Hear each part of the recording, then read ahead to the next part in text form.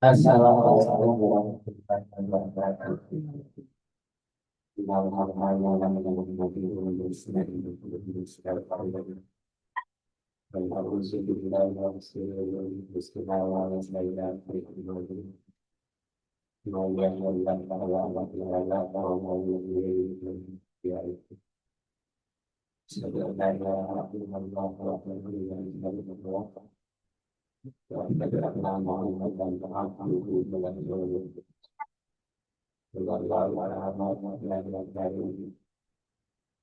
Ya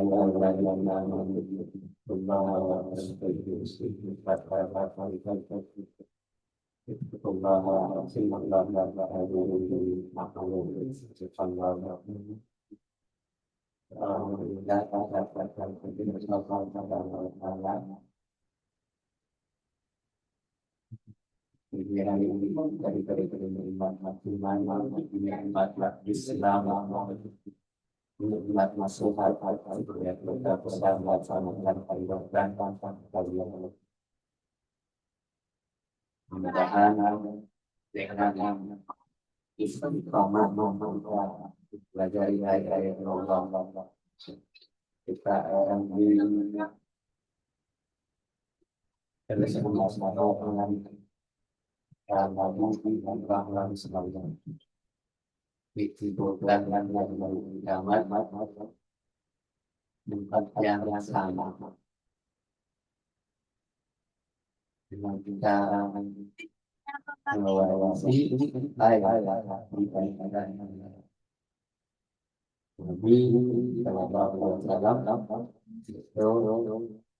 kita benar-benar mari kita baca banyak-banyak baca.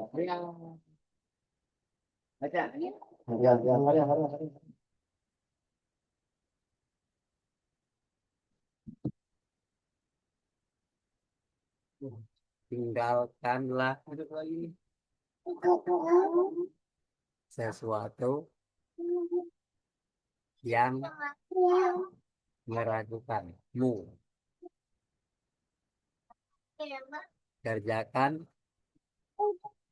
apa yang tidak meragukanmu.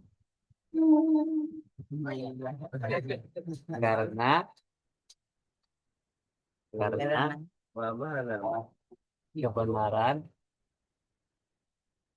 itu mengandung ketenangan. Ya, sedangkan bohong itu mengandung keraguan. Hasud itu dapat merusak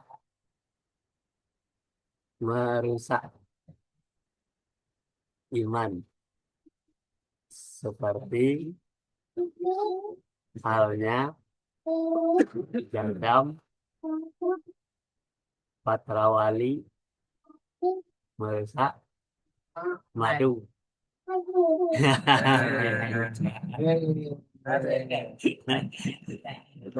Udah gantian.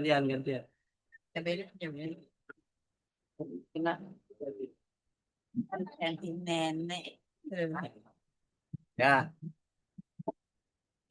seperti yang dibaca tadi ya, yang meragukanmu, kerjakanlah apa yang tidak meragukanmu. Karena kebenaran itu mengandung ketenangan, sedangkan bohong itu mengandung keraguan. Ya orang bohong terkait hasil itu dapat merusak iman, seperti halnya jadab pasrawali merusak iman. Salah satu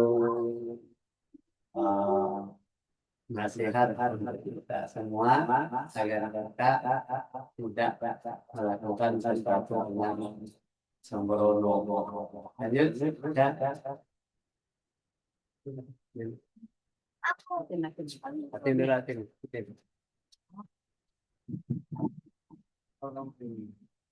Iya, ganti pempes. Abang Lala Ya nanti kamu baca dulu. orang siapa suka memuji diri atas amalan yang baik, sungguh sia-sia syukurnya dan hapus Abu Naim amalannya Abu Naim. Sungguh ujub itu dapat menghapus amalnya, sesungguhnya ujub itu dapat menghapus amal baik. Hadis riwayat Dailami. Sesungguhnya kerusakan hati manusia ada 6. Mereka membuat dosa disertai dosanya akan diampuni. Abang Anen,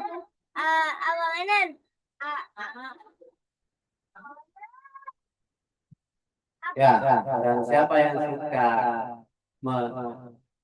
memuji diri atas amalannya yang baik, sungguh sia-sialah syukurannya dan hapus amalannya. Dia sebuah hadis ya. Jadi orang suka memuji diri sendiri.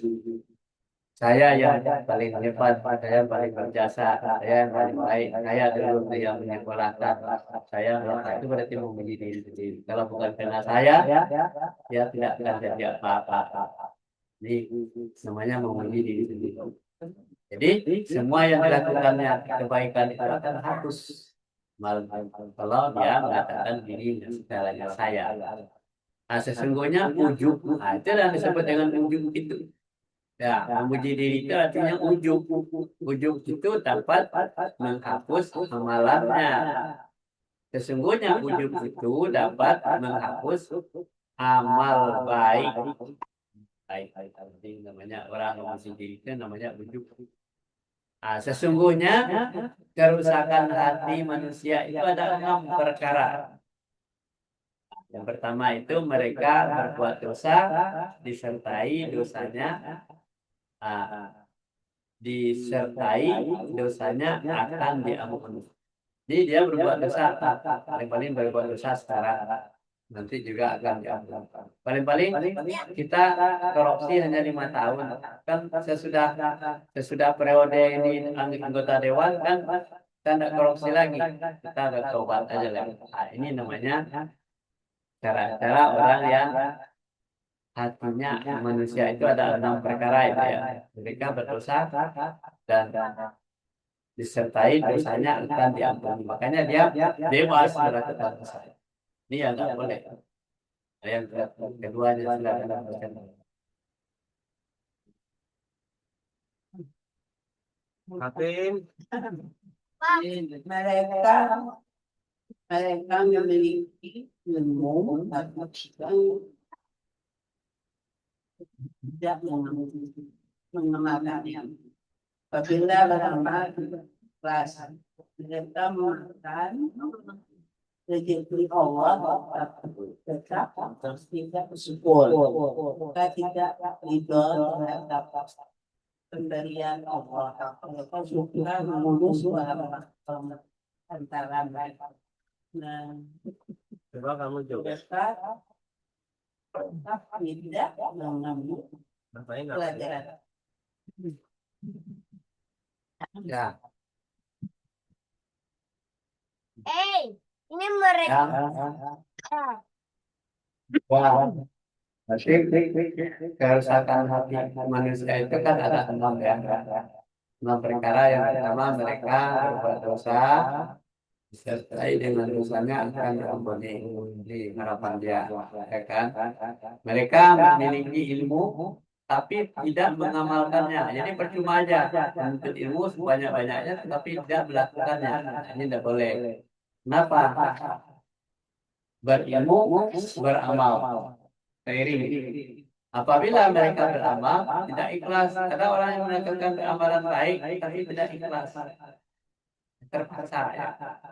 Kemudian mereka memakan rezeki Allah tetapi tidak bersyukur. Nah, jadi banyak orang ini tidak bersyukur.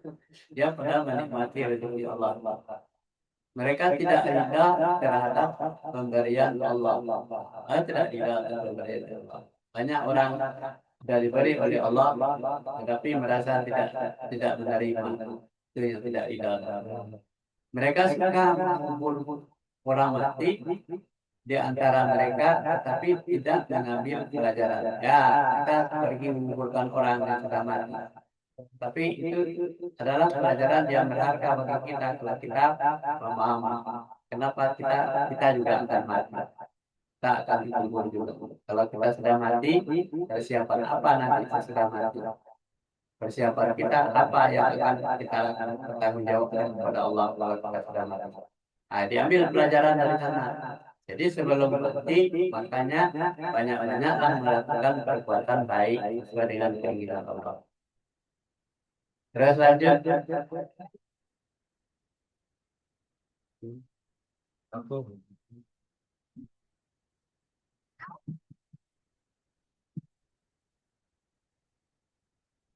diriwayatkan dari Nabi Shallallahu Alaihi Wasallam, sesungguhnya beliau bersabda, barang siapa yang bangun di pagi hari lantas mengadukan kesulitan hidupnya kepada orang lain, maka seolah-olah dia mengadukan Tuhannya, tidak rela akan takdirnya, menetapkan atau menceritakan nasib yang jelek dengan hati yang tidak rela akan pemberian Tuhan. Kita tidak boleh sikayat kecuali kepada Allah. Sikayat kepada Allah termasuk berdoa, sedangkan sikayat kepada manusia berarti tidak didoakan pemberian Tuhan. Jadi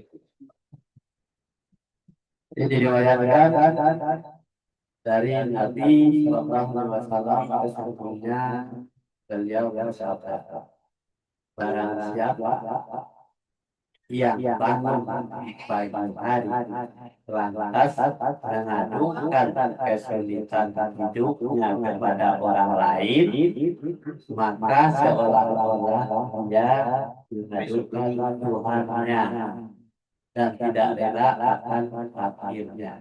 Jadi kalau kita mengadukan nasib kita kepada orang lain, menceritakan kesulitan hidup kita kepada orang lain, berarti kita mengadukan Tuhan, Tuhan tidak memberikan kepada kita. Tidak rela takdir Allah. Kemudian menetapkan atau menceritakan nasib yang jelek dengan hati yang tidak rela akan pemberian Tuhan. Dia mendapatkan nasib jelek. Ya, nasib saya begini. Inilah yang saya dapatkan, saya mimpi sebagainya. Berarti dia tidak rela kita. Kita tidak boleh sikayat kecuali hanya kepada Allah. Kita hanya ngadukan tidak boleh kepada orang lain. Sikayat itu artinya bercerita terhadap nasib kita kepada orang lain. Kita hanya bercerita, ya Allah, ya Rabbi, saya sudah mendapatkan ini, alhamdulillah. Mudah-mudahan Allah akan memberikan kemudahan kepada kita. Kemudian sikayat kepada Allah itu termasuk berdoa. Itulah namanya sikayat. Orang yang berdoa itu namanya sikayat. Sedangkan sikayat kepada manusia berarti tidak rela akan pemberian Tuhan. Jadi kalau sikayat artinya berdoa ya. Lanjut.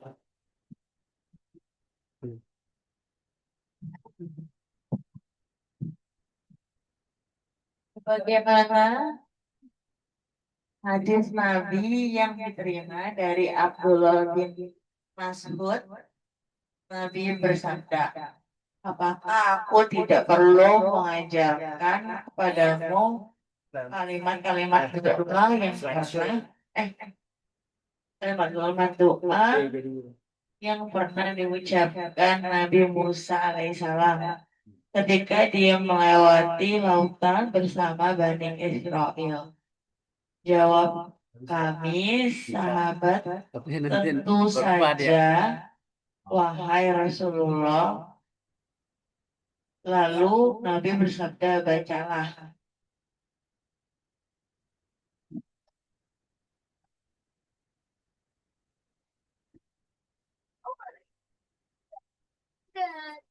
Bagaimana hadis Nabi yang diterima dari Abdullah bin Mas'ud, Nabi bersabda, apakah aku tidak perlu mengajarkan kepadamu kalimat-kalimat doa yang pernah diucapkan Nabi Musa alaihissalam ketika dia melewati lautan bersama Bani Israel? Jawab, kami dan sahabat tentu saja, wahai Rasulullah. Lalu Nabi bersabda, bacalah. Aku dibaca lanjut. Siapa yang baca? Kita sedikit. Yuk baca. Anan ada ya? Anan, parah. Ada kamu. Dulu. Sini. Ya Allah, segala puji bagimu, kepada Engkau aku mengabdi dan Engkaulah yang disebut dengan benar. Tiada daya dan upaya serta tiada kekuatan mengenai kehidupan ini yang berdiri lagi mampu. Ya. Yang Ini doa ya. Ya Allah, segala puji bagimu. Kepada Engkau aku mengadu, dan hanya Engkaulah yang bisa memberikan pertolongan. Jadi kita ngadu itu. Yang kaya kepada Allah itu ngadu kepada Allah dan kepadanya minta pertolongan. Tiada daya dan upaya serta tiada kekuatan kecuali dengan pertolongan Allah. Jadi kalau kita ditimpa oleh segala sesuatu, musibah, ujian dari kita hanya berdoa kepada Allah, namanya kayaknya mengadukan nasib kita, mengadukan minta pertolongan hanya kepada Allah yang Maha Tinggi lagi Maha Agung. Ya,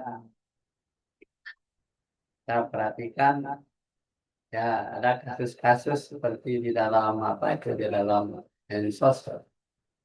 Ada anak kecil yang dimasukkan ke dalam sumur oleh kakaknya.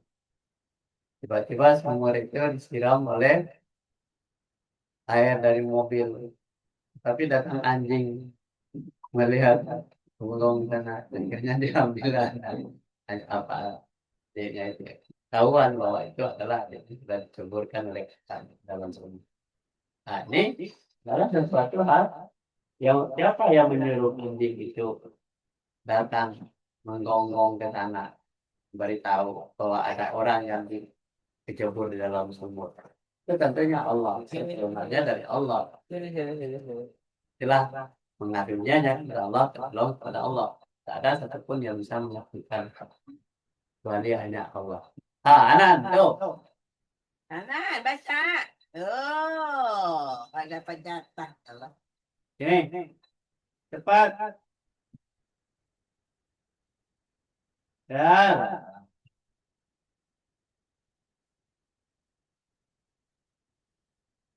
Coba nanti ya nulis nih. Buat ini.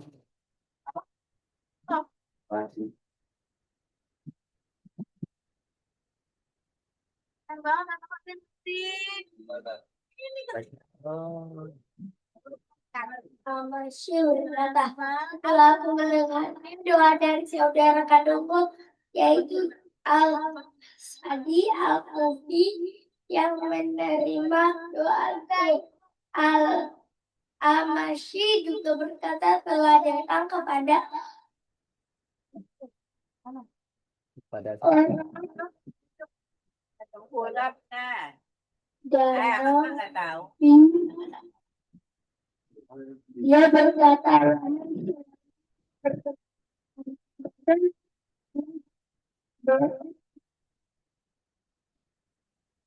Tidak tengkulap ako.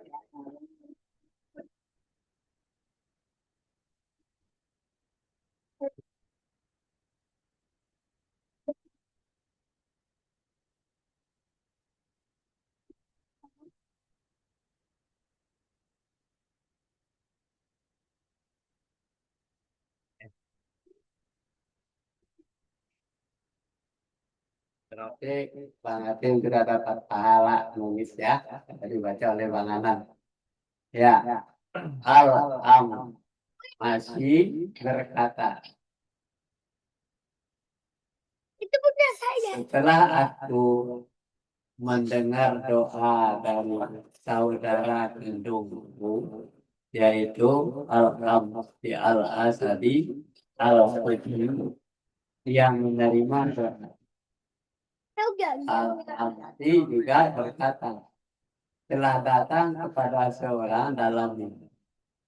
Dia berkata, wahai Sulaiman, tambahkanlah doa tersebut dengan kalimat di bawah ini.